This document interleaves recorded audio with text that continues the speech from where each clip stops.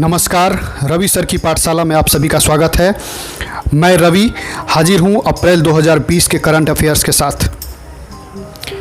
चलिए शुरू करते हैं अप्रैल 2020 में घटित विभिन्न घटनाओं पर आधारित करंट अफेयर्स। आरबीआई ने एनआरआई के लिए सरकारी बॉन्ड में निवेश करने के लिए एक अलग चैनल की शुरुआत की है, जिसे नाम दिया गया है फुल्ली एक्सेसिबल रूट। 1 अप्रैल को ओडिशा दिवस मनाया जाता है। भारतीय रिजर्व बैंक का स्थापना दिवस 1 अप्रैल को मनाया गया। ज्ञातव्य हो कि 1 अप्रैल 1935 को भारतीय रिजर्व बैंक की स्थापना हुई थी। अर्थ आवर 2020 का थीम है जलवायु परिवर्तन एवं सतत विकास। आईआईटी बॉम्बे ने एक पोर्टेबल यूवी सैनिटाइजर विकसित किया है जो वॉलेट, पर्स और अन्य वस्तुओं को जीवाणु रहित बना सकता है। केंद्र सरकार के अनुसार जम्मू कश्मीर में 15 साल रहने वाले नागरिक डोमिसाइल के हकदार होंगे।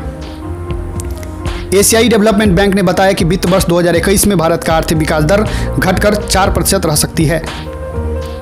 डीआरडीओ ने कोविड-19 के खतरे को देखते हुए एक बायो सूट विकसित किया है।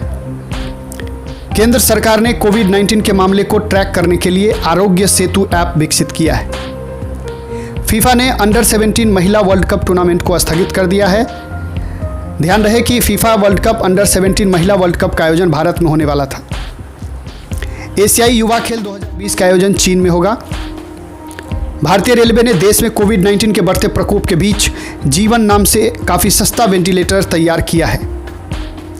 विदेश मंत्रालय के नए प्रवक्ता होंगे अनुराग श्रीवास्तव। अनुराग श्रीवास्तव विदेश मंत्रालय के प्रवक्ता रवीश कुमार की जगह लेंगे। अमेरिका में एक बाघिन में कोरोना वायरस संक्रमण पुष्टि के बाद देश में चिड़ियाघरों के लिए दिशा निर्देश जारी किए गए। केंद्रीय कैबिनेट ने सांसद निधि को 2 वर्ष के लिए स्थगित किया। लीबिया के पूर्व प्रधानमंत्री महमूद जिब्रील का कोविड-19 के कारण निधन। कोविड-19 यानी कोरोना वायरस से निपटने के लिए जापान ने 1 महीने के लिए आपातकाल की घोषणा की है। भारत ने मलेरिया रोधी दवा हाइड्रोक्सी क्लोरोक्विन के निर्यात की अनुमति दे दी है। 7 अप्रैल को विश्व स्वास्थ्य दिवस मनाया जाता है। तमिलनाडु में तिरुचिरापल्ली में ट्रॉपिकल बटरफ्लाई कंजर्वेटरी का विकास किया गया। आईआईटी रुड़की ने प्राणवायु नाम से कम लागत वाले पोर्टेबल वेंटिलेटर विकसित किया है।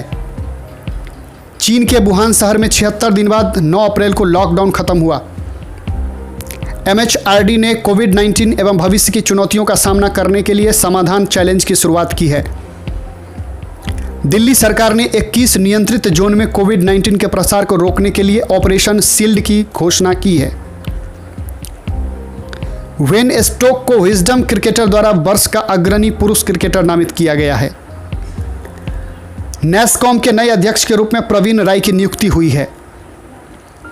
द कैट के नाम से मशहूर इंग्लैंड के पूर्व गोलकीपर पीटर बोनेटी का निधन हो गया है। वर्ल्ड बैंक ने कोविड-19 के प्रति अनुक्रिया के लिए भारत को $2.2 बिलियन का आश्वासन दिया है। विश्व बैंक के अनुमान के मुताबिक वर्ष 2020-21 में भारतीय अर्थव्यवस्था की वृद्धि दर 1.5 से 2.8% के बीच रहने की उम्मीद है। भारत दुनिया में हाइड्रोक्सी क्लोरोक्विन नामक दवा के उत्पादन एवं निर्यात में शीर्ष स्थान पर है। आरबीआई ने सभी बैंकों और नॉन बैंकिंग फाइनेंशियल बैंक के ग्राहकों को दिए गए ऋण के भुगतान हेतु 3 महीने की अतिरिक्त छूट देने का निर्देश दिया है। यानी अब किसी को दिया गया ऋण एनपीए 180 दिन के बाद ही घोषित हो सकता है। फ्रांस के राष्ट्रपति ने फ्रांस में 11 मई तक लॉकडाउन की तिथि को बढ़ाने की घोषणा की है। अमेरिका ने डब्ल्यूएचओ को दी जाने वाली सालाना $50 करोड़ की धनराशि को रोकने की घोषणा की। आईएमएफ के प्रमुख के बाहरी सलाहकार के रूप में भारतीय रिजर्व बैंक के पूर्व गवर्नर रघुराम जी राजन को नियुक्त किया गया है। 14 अप्रैल को BR अम्बेडकर का जन्मदिन मनाया जाता है।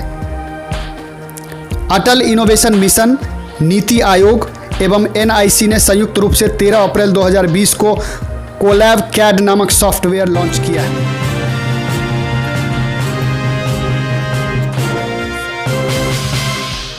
हाल ही में नॉर्थ कोरिया ने एंटी शिप मिसाइल का परीक्षण किया।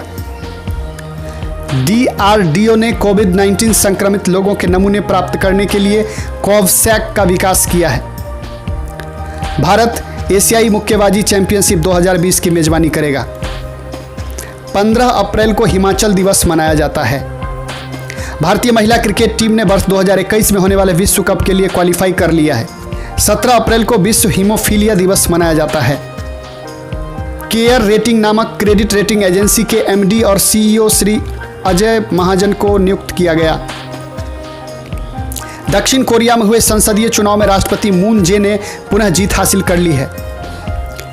गुजरात के कुछ वैज्ञानिकों ने कोविड-19 वायरस के जीनोम सीक्वेंस खोज निकालने का दावा किया है। किसान रथ नामक मोबाइल ऐप हाल ही में केंद्रीय कृषि एवं किसान कल्याण मंत्रालय ने लॉन्च किया है। भारत की मोटरसाइकिल कंपनी टीवीएस ने ब्रिटेन की 122 साल पुरानी मोटरसाइकिल कंपनी नॉर्टन का अधिग्रहण कर लिया है। वैश्विक rating agency Standard's and Poor's के अनुसार वित्त वर्ष 2020-21 में भारत की विकास दर 1.8 रहने की उम्मीद जताई है। केरल में आयोजित होने वाले त्रिशूर पूरम उत्सव को पहली बार रद्द कर दिया गया है। विश्व विरासत दिवस 18 अप्रैल को मनाया जाता है। विश्वनाथन आनंद को हाल ही में WWF इंडिया के पर्यावरण शिक्षा कार्यक्रम का ब्रांड एम्बेसडर नियुक्त किया गया है। गोवा भारत का एकमात्र ऐसा राज्य है जहां एक भी कोरोना वायरस के मामले नहीं मिले हैं। गूगल ने दृष्टिहीन लोगों के लिए टॉकबैक कीबोर्ड विकसित किया है। टॉकबैक कीबोर्ड दृष्टिहीनों को टाइपिंग में काफ़ी मदद पहुंचाएगा। 21 अप्रैल को सिविल सेवा दिवस मनाया जाता है। हाल ही में कपिल देव त्रिपाठी को माननीय राष्ट्रपति रामनाथ कोविंद का सचिव नियुक्त किया गया है। न्यू डेवलपमेंट बैंक के बोर्ड ऑफ गवर्नर्स की 5वीं वार्षिक बैठक में केंद्रीय वित्त मंत्री ने 20 अप्रैल 2020 को न्यू दिल्ली में वीडियो कॉन्फ्रेंसिंग के माध्यम से भाग लिया। मध्य प्रदेश सरकार ने कोविड-19 योद्धा कल्याण योजना लॉन्च किया है। गुजरात ने मानसून से पहले राज्य में जल निकायों को गहरा करने के लिए सुजलाम सुफलाम जल संचय अभियान के तीसरे संस्करण की शुरुआत की। फेसबुक ने हाल ही में जियो प्लेटफॉर्म लिमिटेड की 9.99% हिस्सेदारी खरीदने की घोषणा की है। सिंगापुर के प्रधानमंत्री ली सिएन लुंग ने देश में आंशिक प्रतिबंध 1 जून तक बढ़ा दिया है। भारत के सुदर्शनम बाबू को यूएसए के राष्ट्रपति ने शीर्ष विज्ञान बोर्ड का सदस्य नियुक्त किया है। 22 अप्रैल को पृथ्वी दिवस मनाया जाता है। बॉर्डर रोड ऑर्गेनाइजेशन ने अरुणाचल प्रदेश के सुबनसिरी जिले में सुबनसिरी नदी के ऊपर दोपोरिजो में 430 फीट ऊंचे वैली पुल का निर्माण किया है। हाल ही में आंध्र प्रदेश सरकार ने एक अध्यादेश के माध्यम से राज्य निर्वाचन आयोग के कार्यकाल में कटौती की है। भारतीय बैडमिंटन संघ एवं भारतीय खेल प्राधिकरण ने संयुक्त तौर पर 20 अप्रैल 2020 को पुलेला गोपीचंद के नेतृत्व में ऑनलाइन कोच विकास कार्यक्रम की शुरुआत की है। 23 अप्रैल को अंग्रेजी भाषा दिवस मनाया जाता है। विश्व बैडमिंटन महासंघ ने आई एम बैडमिंटन जागरूकता अभियान का ब्रांड एम्बेसडर PV सिंधु को बनाया है। भारत की सबसे बड़ी IT कंपनी TCS ने इजराइल का पहला पूर्ण डिजिटल बैंक लॉन्च किया है।